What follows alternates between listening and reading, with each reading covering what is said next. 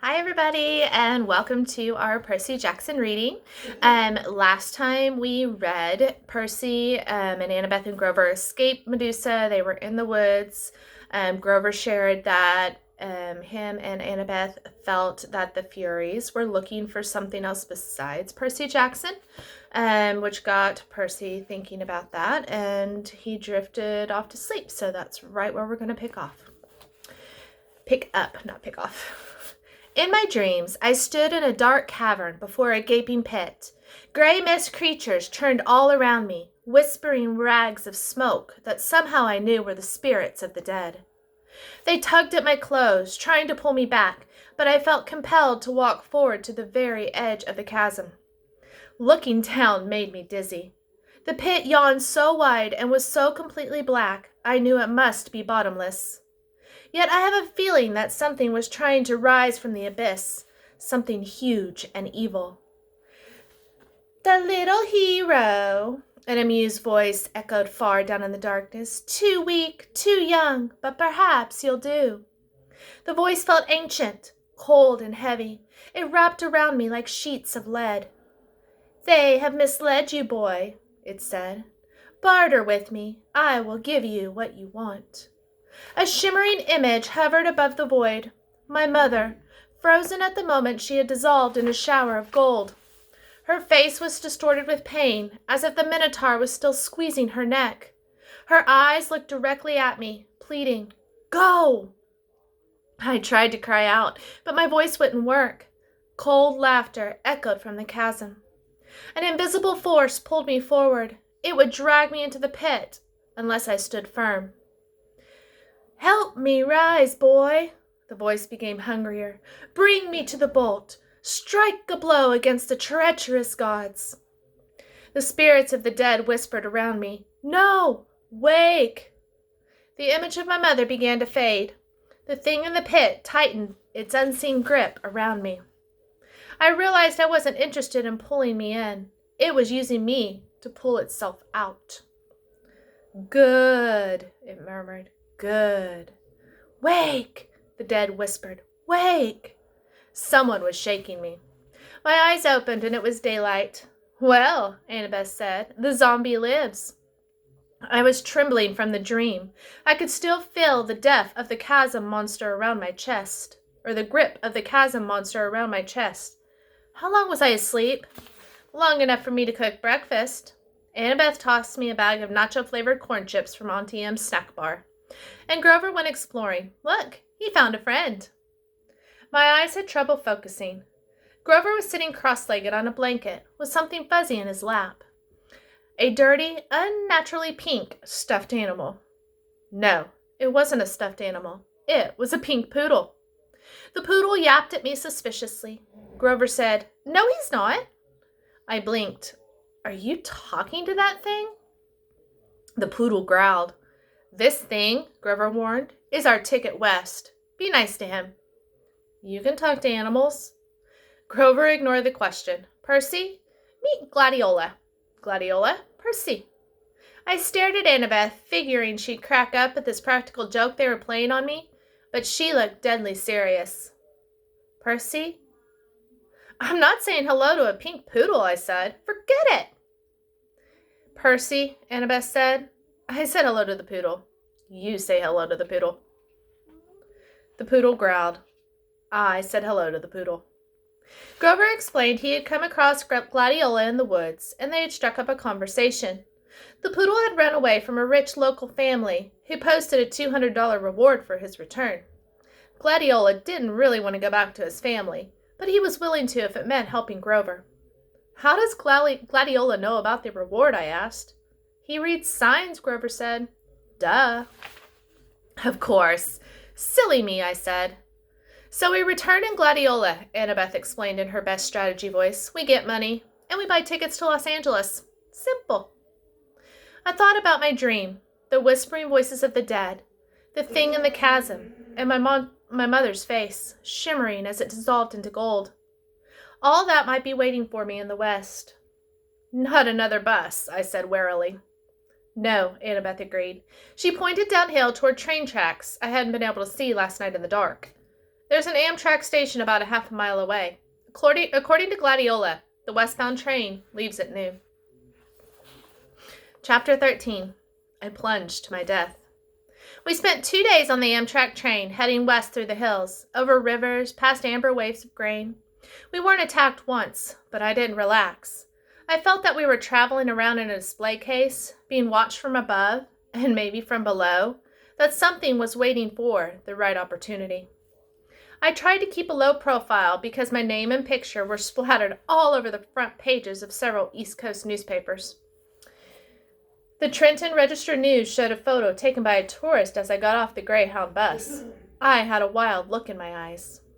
My sword was a metallic blur in my hands. It might have been a baseball bat or a lacrosse stick. The picture caption read, 12-year-old Percy Jackson, wanted for questioning in the Long Island disappearance of his mother 2 weeks ago, is shown here fleeing from the bus where he accosted several elderly female passengers. The bus exploded on an East New Jersey roadside shortly after Jackson fled the scene. Based on eyewitness accounts, police believe the boy may have been traveling with 2 teenage accomplices. His stepfather, Gabe Ugliano, offered a cash reward for information leading to his capture.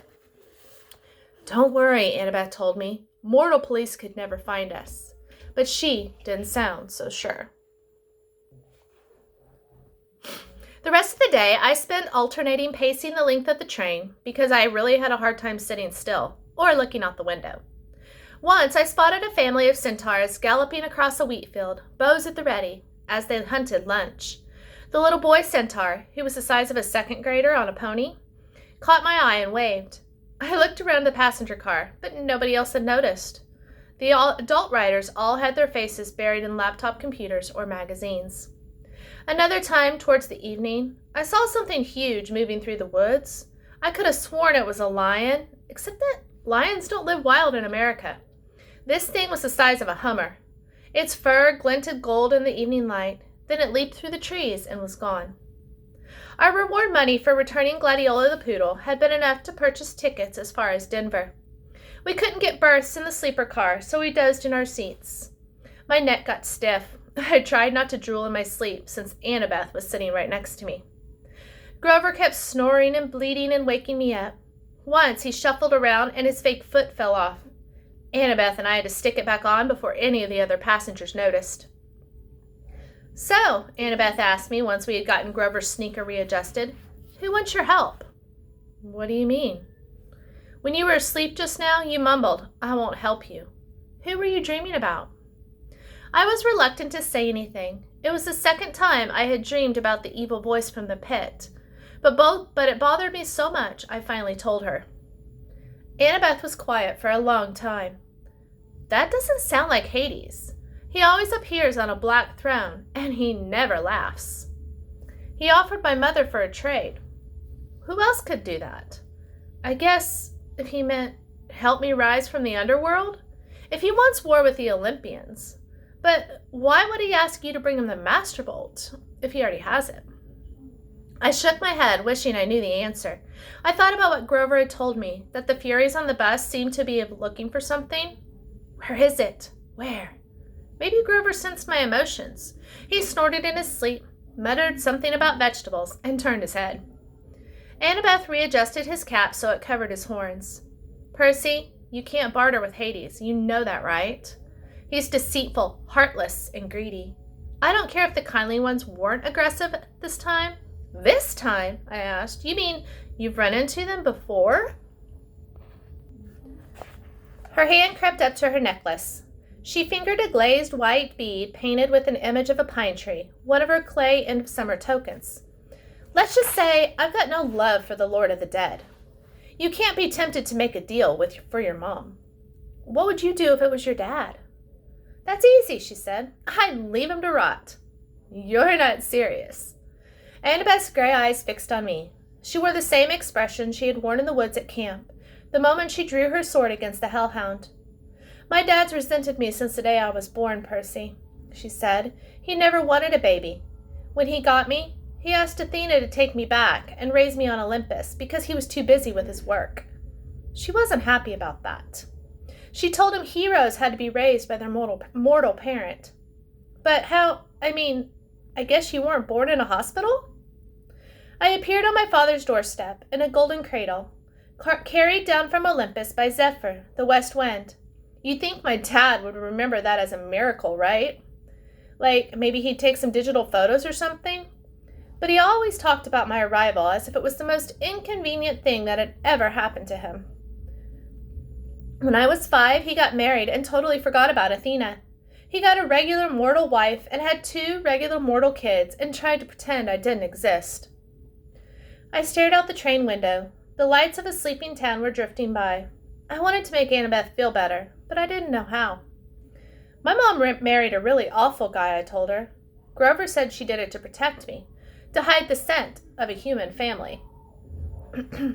Maybe that's what your dad was thinking. Annabeth kept worrying at her necklace. She was pinching the gold college ring that hung with the beads. It occurred to me that that ring must be her father's. I wonder why she wore it if she hated him so much. He doesn't care about me, she said. His wife, my stepmom, treated me like a freak. She wouldn't even let me play with her children. My dad went along with her. Whenever something dangerous happened, something with monsters, they would both look at me resentfully. Like, how dare you put your family at risk? Finally, I took the hint. I wasn't wanted. I ran away. How old were you? Same age as when I started camp, 7. But you couldn't have gotten all the way to Half-Blood Hill by yourself. No, not alone. Athena watched over me, guided me towards help. I made a couple of unexpected friends who took care of me for a short time anyway. I wanted to ask what happened, but Annabeth seemed lost in sad memories. So I listened to the sound of Grover's snoring and gazed out the window as the dark fields of Ohio raced by. Toward the end of our second day on the train, June 13th, 8 days before the summer solstice, we passed through some golden hills and over the Mississippi River into St. Louis. Annabeth craned her neck to see the gateway arch, which looked to me like a huge shopping bag handle stuck on the city. I want to do that, she sighed. What? I asked. Build something like that. You ever seen the Parthenon, Percy? Only in pictures. Someday, I'm going to see it in person. I'm going to build the greatest monument to the gods ever, something that'll last 1,000 years. I laughed. You, an architect? I don't know why, but I found it funny. Just the idea of Annabeth trying to sit quietly and draw all day. Her cheeks flushed. Yes, an architect. Athena expects her children to create things, not just tear them down, like a certain god of earthquakes I could mention. I watched the churning brown water of the Mississippi below. Sorry, Annabeth said. That was mean. Can't we work together a little? I pleaded. I mean, didn't Athena and Poseidon ever cooperate? Annabeth had to think about it. I guess. The chariot, she said tentatively. My mom invented it, but Poseidon created horses out of the crest of waves, so they had to work together to make it complete. Then we can cooperate too, right? We rode into the city, Annabeth watching as the arch disappeared behind a hotel. I suppose, she said at last. We pulled into the Amtrak station downtown. The intercom told us we'd have a 3-hour layover before departing for Denver. Grover stretched. Before he was even fully awake, he said, Food? Oh, come on, goat boy, Annabeth said. Sightseeing. Sightseeing? Gateway Arch, she said. This may be my only chance to ride to the top. Are you coming or not? Grover and I exchanged looks. I wanted to say no, but I figured if Annabeth was going, we couldn't very well let her go alone. Grover shrugged. As long as there's a snack bar without monsters. Wonder what's going to happen. The arch was about a mile from the train station. Late in the day, the lines to get in weren't too long. We threaded our way through one of the underground museums, looking at covered wagons and other junk from the 1800s. It wasn't all that thrilling, but Annabeth kept telling us interesting facts about how the arch was built, and Grover kept passing me jelly beans, so I was okay. I had kept looking around, though, at the other people in line. You smell anything? I murmured to Grover. He took his nose out of the jelly bean long enough to sniff underground, he said distastefully. Underground air always smells like monsters. Probably doesn't mean anything. But something felt wrong to me. I had a feeling we shouldn't be here. Guys, I said, You know the god's symbol of power? Annabeth had been in the middle of reading about construction equipment used to build the arch, but she looked over. Yeah? Well, hey, Grover cleared his throat. We're in a public place. You mean our friend downstairs? Right, I said. Our friend downstairs. Doesn't he have a hat like Annabeth's? You mean the Helm of Darkness, Annabeth said. Yeah, that's his symbol of power. I saw it next to his seat during the Winter Solstice Council meeting. He was there? I asked. She nodded. It's the only time he's allowed to visit Olympus, the darkest day of the year. But his helm is a lot more powerful than my invisibility hat, if what I've heard is true. It allows him to become darkness, Grover confirmed. He can melt into shadow and pass through walls. He can't be touched or seen or heard, yet he can radiate fear so intense it can drive you insane or stop your heart. Why do you think all rational creatures fear the dark? But then, how do we know he's not here right now, watching us? I asked. Annabeth and Grover exchanged looks. We don't, Grover said. Thanks, that makes me feel better, I said. Got any blue jelly beans left? I had almost mastered my jumpy nerves when I saw a tiny little elevator car we were going to ride to the top of the arch, and I knew I was in trouble. I hate confined places. They make me nuts. We got shoehorned into the car with this big fat lady and her dog, a Chihuahua with a rhinestone collar. I figured maybe the dog was a seeing-eye Chihuahua because none of the guards said a word about it. We started going up inside the arch. I had never been in an elevator that went in a curve, so my stomach wasn't too happy about it. No parents? The fat lady asked us. She had beady eyes, pointy coffee-stained teeth, a floppy denim hat, and a denim dress that bulged so much she looked like a blue jean blimp. They're below, Annabeth told her, scared of heights. Oh, the poor darlings. The Chihuahua growled. The woman said, Now, Sonny, behave. The dog had beady eyes like its owner, intelligent and vicious. I said, Sonny, is that his name?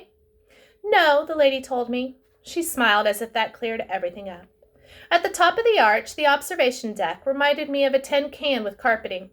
Rows of tiny windows looked out over the city on one side and the river on the other. The view was okay, but if there's anything I like less than a confined space, it's a confined space 600 feet in the air. I was ready to go pretty quick. Annabeth kept talking about structural supports and how she could have made the windows bigger and designed a see-through floor. She probably would have stayed up there for hours, but luckily for me, the park ranger that had announced that the observation deck would be closing in a few minutes. I steered Grover and Annabeth towards the exit, loaded them into the elevator, and I was about to get in myself when I realized there were already 2 other tourists inside. No room for me. The park ranger said, Next car, sir. We'll get out, Annabeth said. We'll wait with you. But that was going to mess everybody up and take even more time. So I said, Nah, it's okay. I'll see you guys at the bottom. Grover and Annabeth looked nervous, but they let the elevator door slide shut. Their car disappeared down the ramp. Now the only people left on the observation deck were me, a little boy with his parents, the park ranger, and the fat lady with her Chihuahua. I smiled uneasily at the fat lady. She smiled back, her forked tongue flickering between her teeth. Wait a minute. Forked tongue? Before I could decide if I had really seen that, her Chihuahua jumped down and started yapping at me. Now, Sonny, the lady said. Does this look like a good time? We have all these nice people here. Doggy, the little boy said. Look, a doggy. His parents pulled him back. The Chihuahua bared his teeth at me, foam dripping from his black lips. Well, son, the fat lady sighed, if you insist. Ice started forming in my stomach. Did you just call that Chihuahua your son? Chimera, dear, the fat lady corrected, not a Chihuahua. It's an easy mistake. She rolled up her denim sleeves, revealing that the skin of her arms was scaly and green. When she smiled, I saw that her teeth were fangs. The pupils of her eyes were sideways slits, like a reptile's. The Chihuahua barked louder, and with each bark, it grew. First to the size of a Doberman, then to a lion. The bark became a roar. The little boy screamed. His parents pulled him back towards the exit, straight into the park ranger, who stood paralyzed, gaping at the monster. The chimera was now so tall, its back rubbed against the roof. It had the head of a lion with a blood-caked mane, the body and hooves of a giant goat, and a serpent for a tail. The 10-foot-long diamondback growing right out of its shaggy behind. The rhinestone dog collar still hung around its neck, and the plate-sized dog tag was now easy to read. Chimera, rabid, fire-breathing, poisonous. If found, please call Tartarus, extension 954. I realized I hadn't even uncapped my sword. My hands were numb. I was 10 feet away from the chimera's bloody maw, and I knew as soon as I moved, the creature would lunge. The snake lady made a hissing sound that might have been laughter. Be honored, Percy Jackson. Lord Zeus rarely allows me to test a hero with one of my brood, for I am the mother of monsters, the terrible Echidna. I stared at her. All I could think to say was, "Isn't that a kind of anteater?" She howled, her reptilian face turning brown and green with rage. "I hate it when people say that. I hate Australia. Naming that ridiculous animal after me. For that, Percy Jackson, my son shall destroy you." The chimera charged, its lion teeth gnashing. I managed to leap aside and dodge the bite. I ended up next to the family and the park ranger, who were all screaming now, trying to pry open the emergency exit doors. I couldn't let them get hurt. I uncapped my sword and ran to the other side of the deck and yelled, "Hey, Chihuahua!" The chimera turned faster than I thought possible. Before I could swing my sword, it opened its mouth, emitting a stench like the world's largest barbecue pit, and shot a column of flame straight at me. I dove through the explosion. The carpet burst into flames. The heat was so intense it nearly seared off my eyebrows. Where I had been standing a moment before was a ragged hole in the side of the arch, with molten metal steaming all around the edges. Great, I thought. We just blow-torched a national monument. Riptide was now a shining bronze blade in my hands, and as the chimera turned, I slashed at its neck. That was my first fatal mistake. The blade sparked harmlessly off the dog collar. I tried to regain my balance, but I was so worried about defending myself against the fiery lion's mouth, I completely forgot about the serpent's tail until it whipped around and sank its fangs into my calf. My whole leg was on fire. I tried to jab Riptide into the chimera's mouth, but the serpent's tail wrapped around my ankles and pulled me off balance, and my blade flew out of my hand, spinning out of the hole in the arch and down towards the Mississippi River. I managed to get to my feet, but I knew I had lost. I was weaponless. I could feel the deadly poison racing up to my chest. I remembered Chiron saying that Anacamusos, or Riptide, would always return to me, but there was no pin in my pocket. Maybe it had fallen too far away. Maybe it only returned when it was in pin form. I didn't know, and I wasn't going to live long enough to figure it out. I backed into the hole in the wall. The chimera advanced, growling, smoke curling from its lips.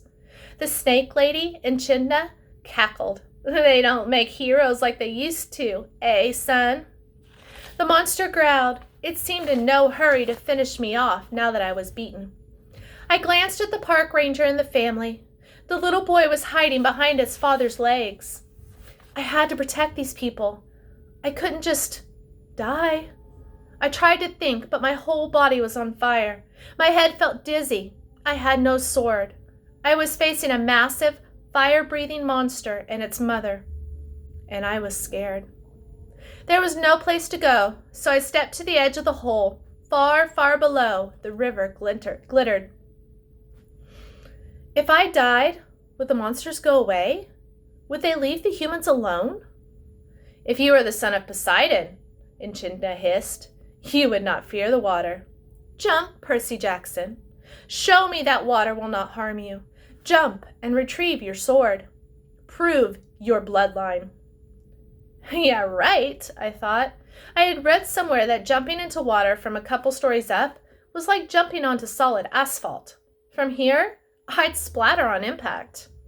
The chimera's mouth glowed red, heating up for another blast. "You have no faith," Echidna told me. "You do not trust the gods.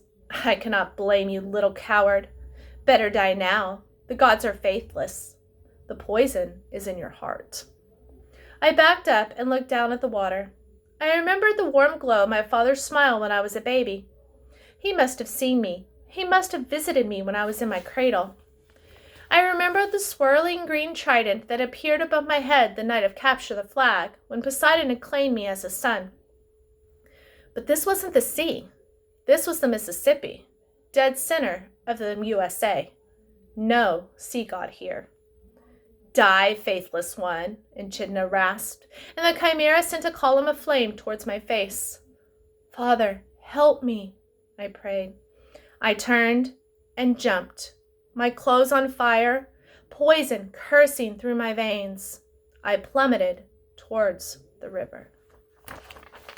And that is our stopping point today before we begin chapter 14. I hope you enjoyed it. Have a fabulous weekend. Bye.